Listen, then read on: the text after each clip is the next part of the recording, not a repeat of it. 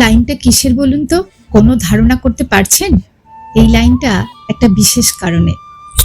এটা বিশ্ববরেণ্য চলচ্চিত্রকার, সাহিত্যিক, সঙ্গীত পরিচালক তথা শিল্প সংস্কৃতির ইতিহাসে বাঙালির অন্যতম শ্রেষ্ঠ আইকন সত্যজিৎ রায়ের জন্মদিন উপলক্ষে তার বাড়ির সামনে গুণমুগ্ধদের ভিড়।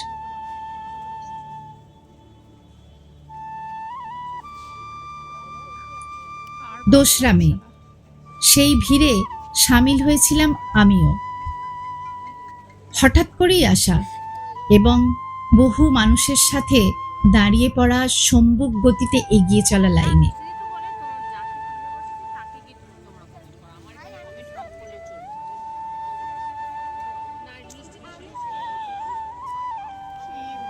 বিকেল 5টা বাজে। আকাশ কালো করে ঝড় এবং তারপর ঝমঝমিয়ে বৃষ্টি।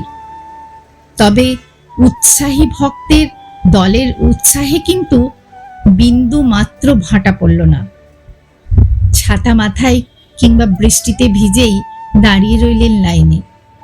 অনেকক্ষণ অপেক্ষার পর বৃষ্টি মাথায় নিয়েই গেট পেরিয়ে লনে প্রবেশ করলাম। ঢুকেই একটা আলাদা অনুভূতি হলো।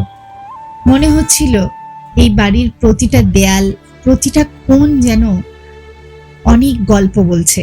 যে মানুষটা পথের পাঁচালী, অপরাজিত, চারুলতা, গুপিগাইন, বাঘাবাইন, ফেলুদার মতো অসাধারণ সব সৃষ্টি করেছেন, সেই মানুষটার স্মৃতির এত কাছে দাঁড়ানো সত্যিই ভাষায় বোঝানো কঠিন।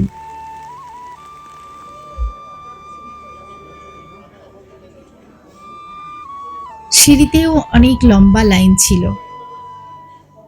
তারপর আমরা এলাম 3 তলায় সত্যজিৎ রায়ের বৈঠকখানায়। সেই ঘরে ঢুকেই মনে হলো সময় যেন একটু থেমে গেছে। চারিদিকে ছবি, স্মৃতি, পুরনো দিনের ছাপ, সব কিছু মিলিয়ে এক অসাধারণ পরিবেশ।